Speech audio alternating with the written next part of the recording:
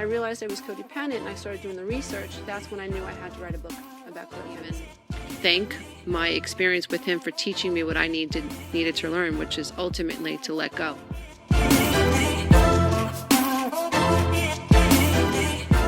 So today, we're going to be talking about signs that your inner child has been triggered due to childhood trauma. If you love learning about personal development work and how you can take control over your life in spite of the past, don't forget to click the subscribe button and the notification bell. This way, every time I upload a new video, you'll be the first to know. So today we're tackling what has happened to the inner child. And it's important that we understand that when we experience shame, it is because the inner child was powerless to what was happening in our childhood homes. We were powerless. We were tiny little inner beings, and we couldn't control mommy. We couldn't control daddy. And we couldn't control the level of awareness or the lack of awareness our parents had.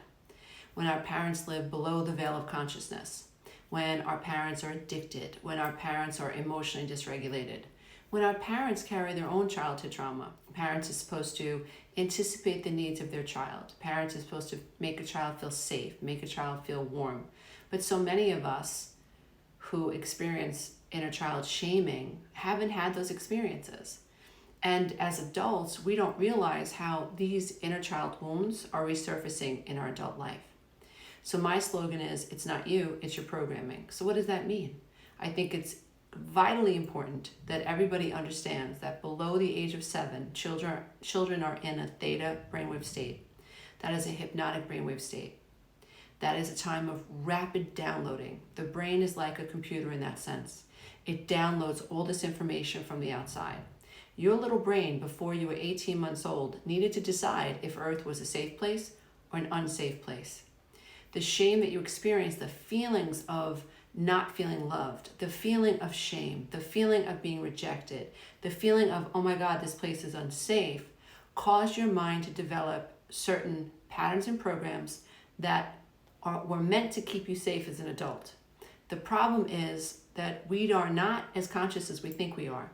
And so we take on these survival strategies of the inner child, and they're still activated in our adult life today. The ego is unconscious. We have come to experience an ego death, a transmutation of the past. And many of us are stuck. Why? Because when we are triggered, the prefrontal lobe gets knocked offline. Literally, you can't think like your parent self. You can't think like your higher self. You can't think. And that it's like a virus that gets inside our little computer brain, and it takes over the screen of our mental field, and we're just reacting. And in an unconscious state of reacting, we think that what we're reacting to is completely proper, or our reactions are proper. We don't always recognize that sometimes our reactions are over the top. Sometimes we're projecting. Lots of times we're projecting. We're projecting our childhood wounds onto other people, right? You can meet someone you hardly know, and suddenly you feel like a puppy dog around them. This person could be stoic and rigid and remind you of your mom that withheld affection. And you hardly know this person, but you're acquiescing and you're subjugating and chasing after her needs, right? You move on to a block and there's this big, strong woman that you know is in the center of your friendship circle, and you need her approval. And you think that the catering to her is appropriate, but you don't realize you have been hijacked by the wounds of the inner child. And this person, her energy has triggered you, something inside of you. Or you could find yourself being highly angered by someone that you bump into at a coffee shop and not even realize that the way this person is built or that the way they speak to the waitress reminds you of your alcoholic father. And you are angry, you have so much unresolved anger from being the adult child of an alcoholic. And it ruins your day. So the inner child has been triggered, right? You are not aware of what's happening, and you can't let this go. This guy was such an idiot. You go online and you talk about this jerk that you saw in the coffee shop and how he treated people, and you're talking to your wife about it, you're talking to your kids about it. You can't let it go, right? You don't realize you've been triggered. So this really is all my work centers around raising our level of awareness around the past so that we can get more control over the now, so that we can create more predictable future outcomes. If I am below the veil of consciousness, I am reacting to that which is subconscious. I am in the process of unconsciousness, yet I think that it is something that's happening to me. I lose my ability to stay grounded in source and recognize that I am a creative being. And in this moment, I can, if I have enough self-awareness around it, and if I can manage my triggers and manage how I feel, I can shift this energy, transmute it, learn to let it go, resolve it, and then accelerate my growth, literally transmute the past. And so, when it comes to the type of work I do, the law of attraction is important because everything's energy, right? A lot of people say, oh, it's hippy-dippy stuff. Well, is it hippy-dippy to be the adult child of an alcoholic and then to marry 3 alcoholics and get divorced 3 times and then to start dating another person with a different addiction? Did that just happen by chance? No. It's a pattern. It's an energy. It's a resonance. Is it my fault? No. Because I am subconscious? No. We're all built and designed to live on autopilot. Everything in nature is patterns and programs. As long as I stay unconscious of my patterns and programs, I'm a victim to the past. If we study the work of Eckhart Tolle, we know that everything is in the now. The power is in the now. So that means that teaching you and teaching myself how to become aware of a trigger is crucial. What we do is we are unaware of our emotional wounds. We've been taught that the childhood is silly. We shouldn't pay attention to how we feel. We literally have patterns and programs running that have us disown what we feel. So we're not owning what we feel. We're reacting to what we feel, right? And then we think in the 3D world, that person who just irritated us at Starbucks or whatever is the cause of why I feel the way I feel. We don't look deeper. And so I hope that that's what you're gaining from this channel. I hope that that's what you're gaining from my podcast and the work that I do. I hope that you're gaining some conscious control and you're connecting the dots and they're making sense to you. And I hope that my style of coaching and relating to my own wounds and then sharing with you what I've learned also helps to fill you up and gives you the hope that you can change, right? That's what we need. We need hope. So I wrote up a PDF and I'm going to be reading from it because I don't want to forget anything, okay? So all children need to feel safe. They need to feel warm and connected. They need to feel heard. They need to feel understood and forgiven. And like who they are is acceptable and worthy of belonging and the consideration of love. So if you did not get that, then of course you're going to be triggered if in the 3D experience you're feeling any of these things, feeling unheard, unloved, unseen. You're going to be triggered. And when you're triggered, adult Lisa goes offline, inner child comes online, and I'm thinking and I'm feeling, I'm literally time traveling. I have just time traveled. And it gets really hippy-dippy here and even a little bit spooky because ego comes online and begins to defend the inner child or is trying to protect the inner child. So we can get caught in being really, really passive and subjugating our needs or very reactive and aggressive. Or we can dissociate or we can freeze. So these are the trauma responses that we can experience in the now that we're trying to gain control over so that we can control the now a little bit, more emotionally regulate, be aware, and then affect our future outcomes. So when children are treated with indifference and experience unstable, unsafe, unpredictable childhoods, their brains wire for safety and not trust. Children can become arrested in a state of fight or flight, and when this happens, a various array of symptoms can flourish. Recognizing trauma symptoms in yourself is the first step in your healing process. Try to recognize that symptoms mean something happened to you, dear one. If you have a trigger response, that means something happened to you, and that is not your fault, because all children are divine and should have been treated as they were divine, okay? This means that you did not receive what you deserved and what every child needs to feel safe. Feeling safe is so important as a child. This is an important step. This evaluation or this elevation in your awareness allows you to find this space to detach from the shame, very important, and the blame associated with trauma symptoms. And so when we're triggered, we have merged with the inner child, and our prefrontal lobe has gone offline. The neocortex is offline. So there is no space. I am my feelings. I am my trigger. So when we realize, oh, the trigger is a symptom, then I develop space. And in this space, we can nurture your level of awareness. We can increase your cognitive abilities. We can get you to trust in this space, right? Because this space is detached from the shame and the blame of the symptom that you're experiencing. This is a very, very sacred space. This is where you can become born again, if you will, of a new mind, right? But when we're suffering from shame, we go down, I call them shame monsters. We get pulled into rabbit holes. We fear being vulnerable. We're not able to be transparent, and we stay stuck. So what is a trigger? A trigger is anything that happens outside of you that causes an internal visceral response inside that is tied to a moment in time when we are too young to process or to understand what was happening outside of us. So it really does matter what age we are and how powerless we feel and how aware we are of our powerlessness when something's happening outside of us. So that's really, really critical to contemplate consciously and cognitively above the veil. How old were you when this thing happened? Because the younger you were, the more powerless you felt, the deeper it affected you, and that is not your fault, right? Feeling overwhelmed as a child by circumstances you could not control causes trauma. So what can cause trauma? Parental emotional dysregulation, when your parents rage, when they fall apart, when they act like children themselves, and when they are generally out of control. Alcoholism. Parents who are struggling with addiction are unpredictable and can become consumed by their addiction, therefore creating terrible, unpredictable homes where children are forced to take on responsibilities they should not. Role reversal is common, where children need to become parents.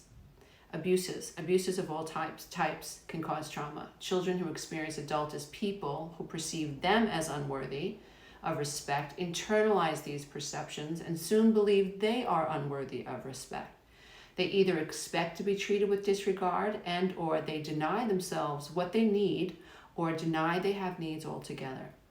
Childhood trauma is tied to feeling unsafe. You felt unsafe to be you, to laugh, to let down your guard, and to trust your feelings as well as to trust others. You don't trust, and therefore your inner child has to hide or become strong enough in order to prevent additional threats, real or imagined. So you were taught that it was not safe to feel. You were taught to be afraid of what people thought about you because there were consequences. If you couldn't control how people perceived you, then you may have been punished or hurt or wounded. You were raged at. You were not permitted to laugh, to let go, or to be a carefree child. Childhood is a very magical experience.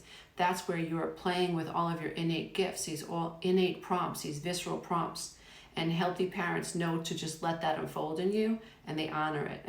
Imagine being a 3, 4, or 5-year-old little girl or little boy who's starting to feel a little bit different than his or her siblings, right? Parents need to be attuned to that rather than try to control how this child feels. You know, parents who think that the children, it's a sin to be gay or it's a sin to be different, will try to control how the child is perceiving self and others. They take it upon themselves to try to regulate what this child is feeling. Of course, this is narcissistic, right? So coming from, you know, the parent not thinking the child should be what they are. And when we have children, it's our job to let our children unfold to be who they are. And it's up to us to nurture their innate gifts. But immature parents don't do that, right? So people who are closed-minded, people who are who lack emotional intelligence, they don't do this. So you were made to feel guilty for having needs. You were mocked and shamed for being who you are and for no reason. Your home was unsafe and unpredictable. You felt unsafe. Your home had no clear boundaries. The rules were always changing, so you'd adapt to one rule, and before you know it, mom was exploding over that rule. You followed that rule, now she changed the rule. So you couldn't make sense. You couldn't make heads or tails of how do I get to feel safe in this family experience, right? You were denied affection, validation, attention, and maternal warmth. You felt cold. You felt emotionally, physically, and psychologically cold. You felt like you were starving. You felt invisible. You were compared to others. Your parents made you feel like it was your job to make them happy. Your parents made you feel like it was your fault that they were angry and they could not get ahead, or that they were depressed or drank or did drugs because of you. So there's this idea that they are where they are and they sacrifice their life for you. So it's your fault that you were born. Like you knocked on mom's uterus and said, hey, it's time for me to arrive here, you know? Like that you did that. It was all your fault, right? But you don't know that this is illogical. You just feel the shame of it. And so that's why I think raising our level of self-awareness objectively from a state of higher self, right, or the prefrontal lobe and neocortex, almost like you're becoming a mental scientist or an emotional detective, doing this type of work allows you to see what happened to you, which helps to eliminate shame. So now in that space, I could do inner child work. So here are some signs your inner child is wounded and needs your higher self's help. Beliefs lead to thoughts, and thoughts lead to feelings, and feelings lead to actions that you take or you don't take, and actions lead to outcomes. But what we really need to understand is that external childhood experiences affect the way you believe about yourself. Your beliefs affect your thoughts affect what you feel, and your feelings affect your actions, and actions affect your outcomes. And so what we have to understand is that what happened to us is where we need to begin. What happened to us? Let's talk about it. Let's experience it. What is the effect of these experiences? When you start to look at your inner child from that perspective, you start to develop a sense of empathy and curiosity for what happened, and you don't have to re-experience the trauma like you did if you weren't aware of what was really happening. So this awareness piece is key, and it's called metacognition. And if you can expand your ability to think about what happened to you, if you can be objective about, oh, that's why I feel this way, that's why I act this way, and I'd like to change that, then you have a terrific shot at healing the inner child, taking control of the now, and moving your life in the direction that you desire. So if your inner child is wounded, you are stuck. Other people's actions or inactions trigger you. So I want to talk about 10 signs your inner child needs your attention now. So you feel anxious around loudmouth other people. You feel like this person is obnoxious, and you are irritated, and you are angry. And one of the things that you'll notice in yourself is that when you're around people like this, you don't feel well. You might feel like you want to tell them to shut up. And if this is the case, you might want to consider who in your life made you feel like they had no consideration for other people. Who in your life just took control over conversations. Who in your life was so loud and so rude that they humiliated you or embarrassed you. Who made you feel embarrassed as a child? If you were raised by someone who was obnoxious, who was a loudmouth, you got the sense that what you felt was unimportant, that what other people felt was unimportant. So there's this lack of empathy and consideration for other people that might be very triggering for you today. So if you are really triggered in the moment and you have a hard time letting go of this person, you ruminate about this person, or when you're around this person, you feel like it's your job to shut them down, right?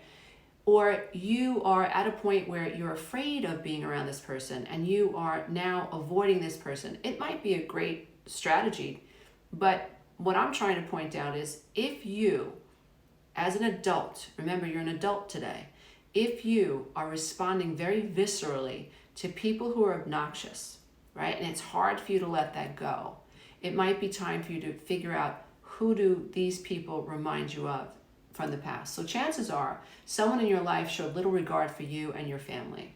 Perhaps it was an alcoholic uncle or a shaming stepmother who chose her children over yours and shamed you in public. As you uncover who this person reminds you of, you also uncover the wounds of your inner child that needs your utmost attention. This may be tied to feeling embarrassed as a child or to living with someone who lacked empathy for others. So the second sign that your inner child needs some attention is that you are sensitive to when other people accuse you of things that you are not guilty of.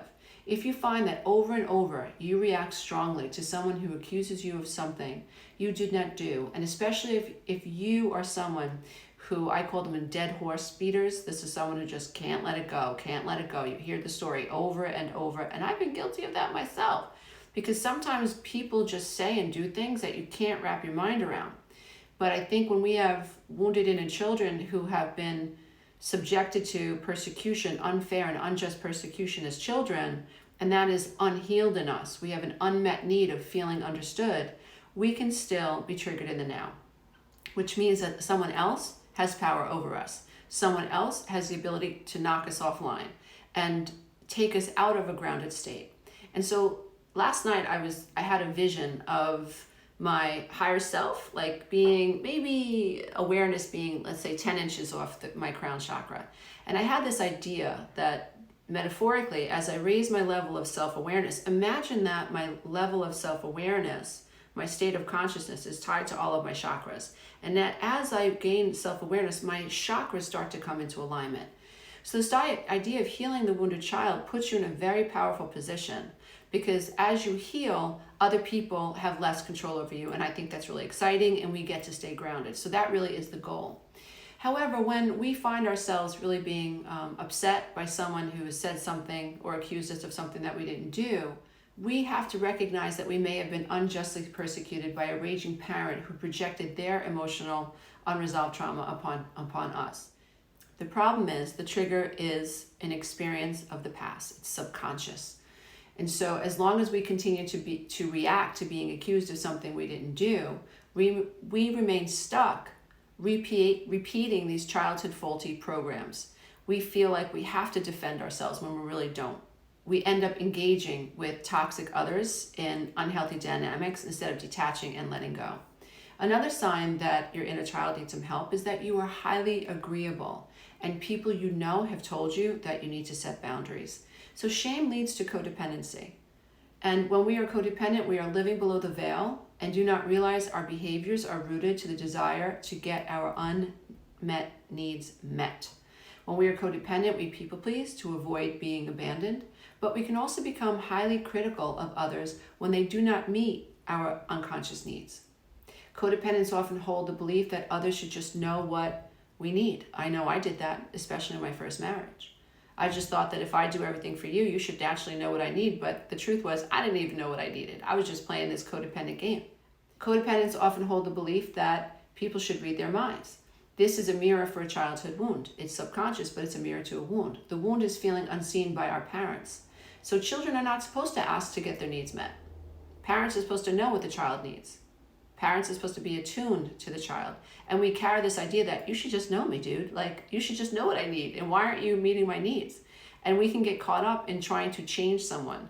So we don't know that we're codependent. We don't know that we just figure that people should just know what we need. And then we get caught up thinking that we have the right to change someone, especially if we are taking care of them. And so codependency, you can be seen as a passive codependent and completely subjugate your needs like my mom did, and just bury herself inside this dynamic and try to acquiesce and take care of my dad, no boundaries. Or we can be someone who is taking care of someone and just expects our partner to meet our needs and to anticipate our needs like our parents were supposed to. And in that space of unconsciousness, we're acting out this childhood trauma and we don't know that we're doing it. So we can become critical and or subjugate our needs for the sake of others and stay locked inside dynamics, and we fail to set boundaries for ourselves. So we can be someone who fails to set boundaries with someone who's abusive, and we can fail to set boundaries with ourselves when we're being critical of someone and just expecting them to read our mind. So chances are that if this is the case for you, you felt invisible as a child, and you may struggle to set boundaries with others today and even yourself of needing to feel seen. So if you're able to change someone, oh, they see me, and then you feel good. So your sense of worthiness is tied to external sources, which we need to reel in and take care of. You don't take care of yourself. This is another sign. So when we feel unsafe as children, we often assume blame for the feeling of feeling disconnected from our parents. And so if we were never cared for physically, if our parents didn't take us to the doctor, or if our parents had poor hygiene, if our parents didn't care about taking care of our teeth, if there was no attention paid to the care of a child, you weren't bathed, your hair wasn't brushed, you were sent to school with, nasty food, if at all. There was no food in the cabinet. There was alcohol, there were drugs, there was time to drink and party, but there was no care for you. Like, parents were there, they were partying, or they were absorbed in their laptops or whatever, and you were just kind of there to fend for yourself. This idea that you don't know how to take care of yourself, you don't have the data for it.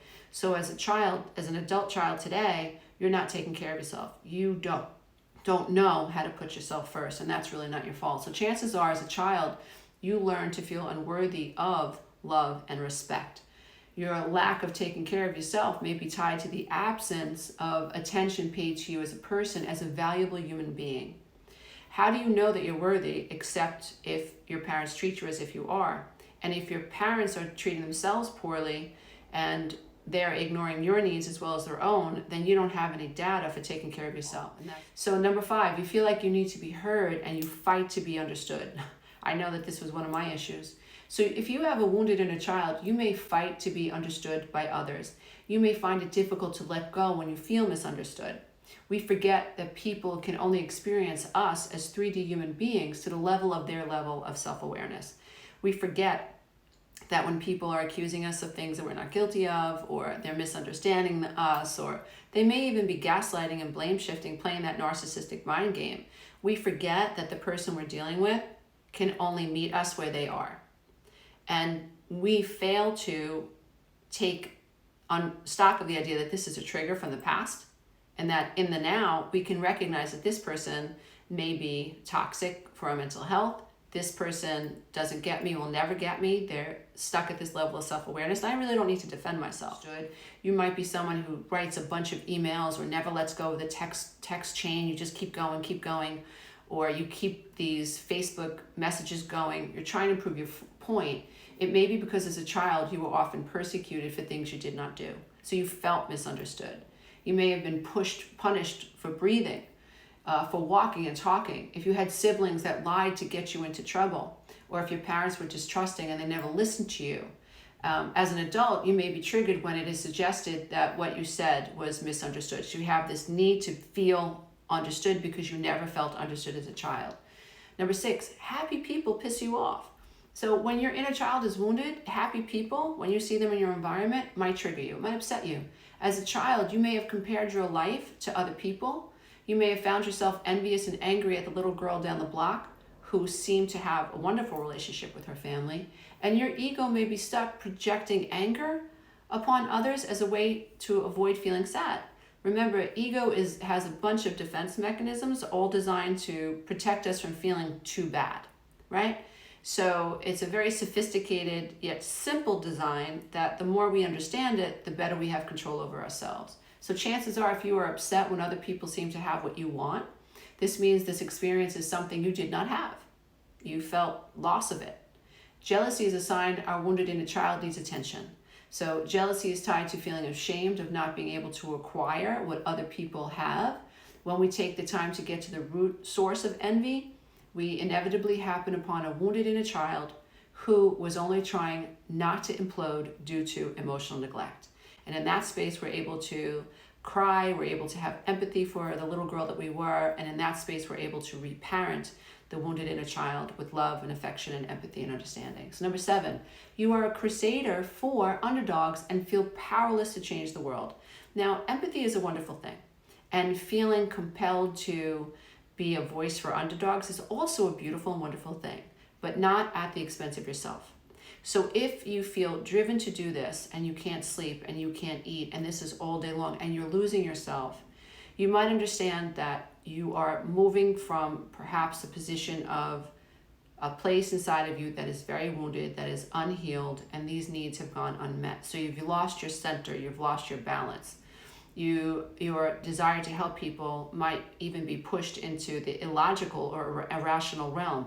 You might be really taking on behaviors that cause you to lose your home, that cause you to really put yourself in debt, put yourself in danger. So the desire to help other people is amazing, but remember, not at the expense of yourself. So if you find yourself constantly defending or fighting for underdogs, and if doing so leaves you exhausted, frustrated, and angry, you might want to take a moment and ask yourself if you felt like an underdog as a child. Who was unprotected and defenseless? You may have felt like you never had a voice as a child, or who did you watch in your experience? Was it your mom that was abused by dad? And do you identify with needing to take care of mom, or vice versa? Was it dad who was abused by a malevolent stepmother? And do you feel like you wish that you could have taken care of dad and protected him from this evil stepmother? And so you want to go back and ask yourself these questions. Where is this desire to help the underdog come from? Ask yourself if you felt unprotected and powerless, and if speaking up for others might be a mirror for feeling like you never had a voice as a child, or a mirror for the person that you loved that you think was powerless as a child when you were a child, that you wish you could have protected and taken care of. So number 8, you feel like others are looking to hurt you in some way, and your relationships are often turbulent. If you find yourself unable to trust others, and this feeling leads to accusing people of things you believe they have done, And if you discover that others are finding it harder to spend time with you, this may be a sign that your wounded inner child is aching to feel seen. I am not talking about being in a relationship with someone who has betrayed you, who is gaslighting you. That's not what I'm talking about. I'm talking about the times where we feel ourselves distrusting of people that on some level we think we should be able to trust. And we struggle with not accusing them of twisting our words. We struggle with not accusing them of doing something that maybe they didn't do, right? I have someone in my life who does this on a daily. And often this feeling of distrust just comes through a text. It comes through accusations. And I know that this person is very wounded, but sometimes it's very hard for me to tolerate it. And where I'm just like, I'm done. Because what he experienced in childhood has made him distrust people. And I get that, but I have a boundary these days. So it's important that we recognize this in ourselves and we have boundaries with ourselves so that we learn to trust ourselves and to be more fair. Part of that process is recognizing where does this distrust of other people come from, especially if you're someone whose relationships are constantly turbulent. So it's not just your wife, it's not just your husband, it's your children. It's not just your children, it's people at work. You have a history of getting into a lot of arguments with people at work. You just generally feel dissatisfied with people. You can argue with people on Facebook, you can argue with people in Dunkin' Donuts. It's just, it seems that you distrust people and it's difficult for you to contain that. That's a sign that your inner child is wounded and you need help. So chances are if you feel unsafe around others, you never learn to trust those who you loved and who should have loved you. You may have been verbally, emotionally, or physically abused as a child and definitely emotionally abandoned and rejected. You may have felt betrayed by those you should have been able to trust, and as a result, you view the world as unsafe. You may feel like prey and assume everyone is untrustworthy. You may misinterpret text messages and body language and project your unresolved emotional trauma and psychological needs for safety upon others. Staying on guard and being the boss of your life is your way of making sure others don't take advantage of you. So you have this no one's going to take advantage of me thing going on. It's like a subcurrent in your life. When this process goes unchecked, you can become highly suspicious of others and even push potentially good relationships away. Number 9, you feel like others don't want you around. So this feeling like no one really loves me. It's almost like if you think about, Eeyore in Winnie the Pooh. Oh, well, no one really loves me. No one really wants me around. I guess I'll just go sit over here. If you walk around feeling like no one wants you or loves you, this is a sign your inner child has decided that you are unworthy and it doesn't make any sense to even try. You've given up trying. Your ego has decided it hurts too much to try, so to prevent more pain, you just accept your unworthiness and assume that others just don't want you around. This helps to avoid possible future rejection and feelings of abandonment, but it also prevents you from loving yourself, feeling good feelings, and eventually finding the ability to withstand abandonment without abandoning yourself. When we have healed or we're getting close to healing, we no longer fear abandonment. We no longer fear rejection. We're at a point where people are allowed to feel what they feel about us. And it's so liberating. It is so amazing, right? But this comes from helping the inner child see that this is not your fault. You are worthy, you are divine, and these things just shouldn't have happened to you. But because they happened, you feel this way. And so acknowledging why you feel the way you feel, going back to the beginning, is very, very helpful when you're trying to heal the inner child's wounds that are created by childhood trauma. So chances are if you feel like others don't want you around and you've got this Eeyore thing going on, your family taught you that you were different in some way.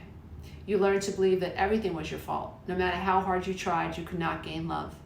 You may have been betrayed many times over and over and over until ultimately you decided it just isn't worth trying anymore. Rather than risk abandonment, you isolate and do all you can to avoid being triggered by rejection. Maybe your toxic family did not want you around. Maybe that's the truth. Maybe that was true. However, it is possible to heal the inner child so they no longer need to believe others don't want them around in order for you to feel safe. So number 10, you shut down when you think others are angry with you. This is a big one. Childhood homes that lack safety cause children to live in fear of other people's anger.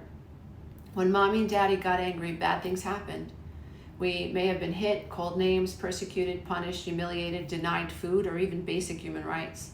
Our parents may have stopped talking to us. Love and affection were withheld in response to a parent perceiving a child as the cause of their anger. The parent's immaturity, narcissism, and patterns of distorted cognitive thinking confuses the child as well. As a result, the child assumes they had the power to make the parent angry. The child internalizes responsibility and then feels shame for the subsequent anger. If you lived in fear of your parents' anger, as an adult, you may shut down when others are angry and fails to set boundaries around adult relationships that may be threatening or toxic. So you may be codependent. You may fail to set boundaries. You may have an inability to tell people no. This is where people-pleasing comes from. You may lack tremendous self-worth, and you may feel like it's your role in the family to keep everything together. You are the fixer. You are the glue of the family, or you're the glue of the office. Everyone needs you. And if everyone needs you, that makes you feel safe because you're getting a sense of worthiness from that, but it also makes you super, super responsible for the needs of others and the emotional set points of others, which you really can't control. So now you've backed yourself into a corner. As long as you keep monitoring Jack's attitude, Mary's attitude, Susie's emotions, as long as you keep doing that, you feel safe. But eventually you hit a tipping point where you just can't manage the emotions of other people anymore, and you just begin to emotionally implode. I got to that place and my body was falling apart. And I realized sacred energy that should have been flowing in a way that allowed me to love myself and bring love into myself was being wasted and dissipated into arenas that were like black holes. Ultimately, you cannot control someone else's emotions, but when you think that you should, as the wounded inner child, you don't know that. So in your adult body, in the 3D, you develop codependency. You act these experiences out and you deplete yourself of sacred energy, and then your body systems cannot function without this sacred energy, and we begin to get ill. We develop autoimmune issues. We have dis-ease in the body. And so chances are your home was rigid, it was controlling, it was aggressive and oppressive. You may have learned early that the goal was to keep your parents happy. And if you stepped out of line, but the lines always changed anyway, or if you broke a family rule, but the rules were always changing anyway, you would be punished. As a safety mechanism, you shut down instead of speaking up. Speaking up is akin to harm. Your inner child has been activated and your higher self or parent self needs to get back online.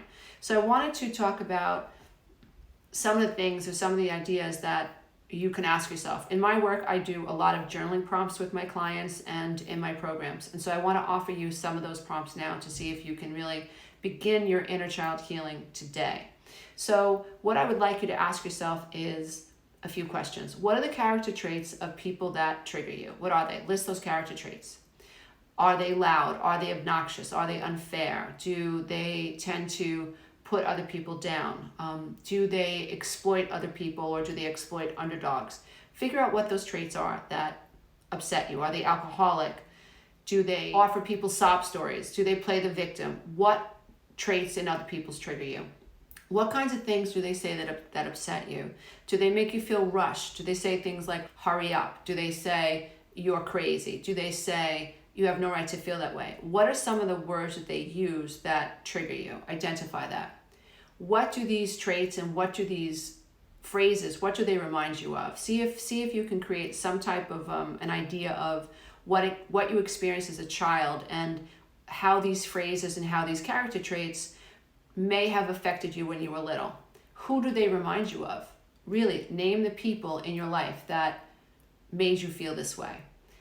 What wound are they activating? Do you feel unseen? Do you feel unheard? Do you feel persecuted? Do you feel misunderstood? Do you feel invisible? Do you feel unsafe? How does your inner child feel around people that make you feel this way today? So name it. I feel anxious. I feel distrusting.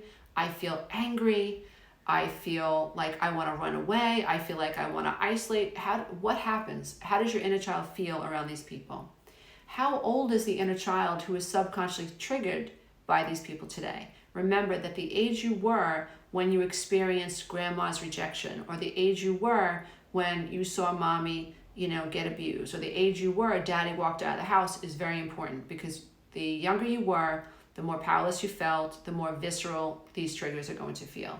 What is your inner child most afraid of? Is it abandonment? Is it rejection? Is it criticism? Is it feeling not good enough? Is it feeling left out?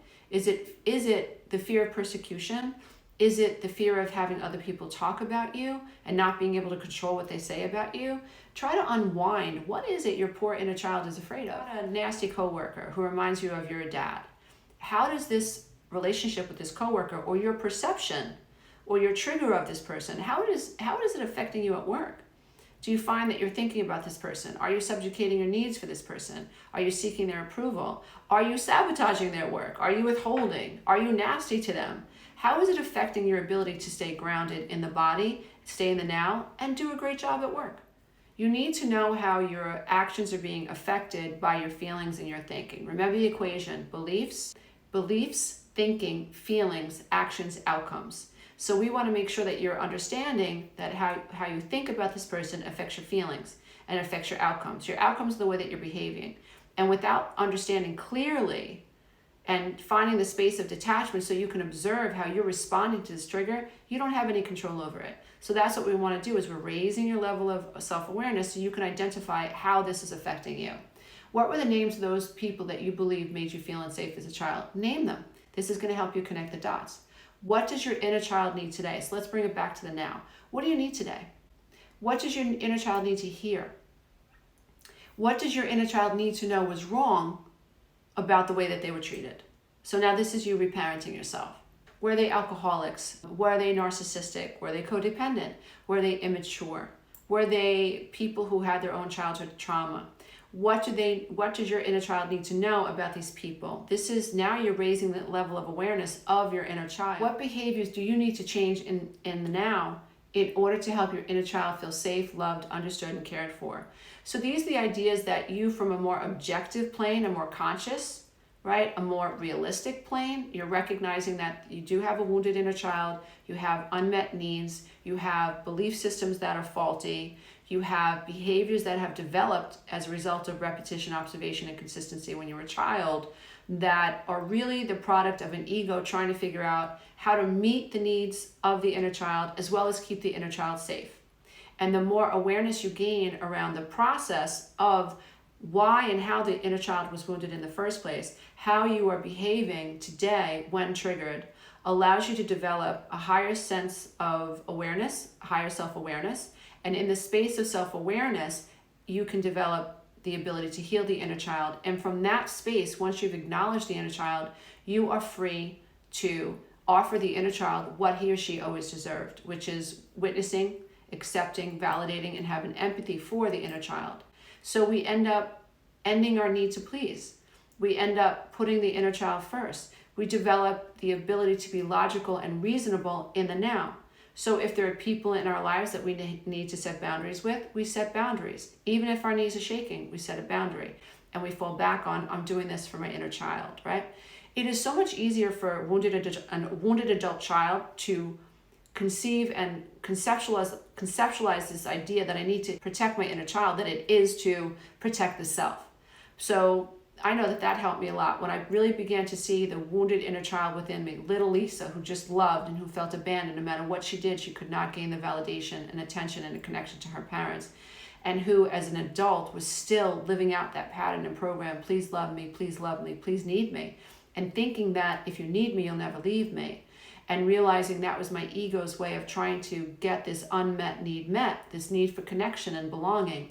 But realizing from a higher state of awareness how dysfunctional this way of relating was to my own psyche, how dysfunctional it was to my own life, how dysfunctional it was to my relationships, how it was magical thinking if I could just be better, people will love me, and how this caused me to be very controlling it sometimes, but below the veil, thinking that, well, if I do everything for you, then you're just gonna know how to take care of me. That was my little girl, 3 years old. Well, if I draw mommy this picture of a rainbow, then she'll know that I need a hug. You know, if I put my shoes in the drawer, then mommy knows that I need a hug. If I eat all my food, then mommy knows that I'm a good little girl and she'll love me. And so this magical thinking, gets played out in our adult relationships, and it's dysfunctional.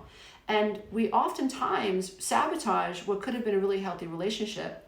And that's why I think it's so important for us to do the work. Many of us don't want to do the inner child work. We think we're past it, or we think we're too spiritual, or we think we know too much, right?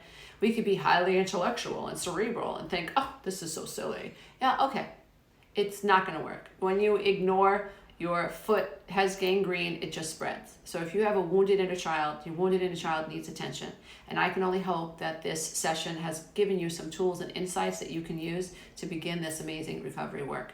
If you would like more help on this journey, please check out the 12-week Breakthrough Codependency Coaching Program. It's a coaching program designed to help you heal your inner child, especially if you're a child of an alcoholic or a narcissistic parent and you grew up feeling unseen and invisible and struggle to meet your own needs today, and you're caught in toxic relationship dynamics. You can learn more about this program at www.lisaromano.com. Remember, dear ones, you are enough. You are absolutely enough. And you don't need anyone outside of you to make you feel good enough when you have healed your inner child and you have learned to reparent the self. Namaste, everybody. Until next time. Bye. If you love this content, don't forget to check out the next video, and you can go to my website and take the Codependency quiz.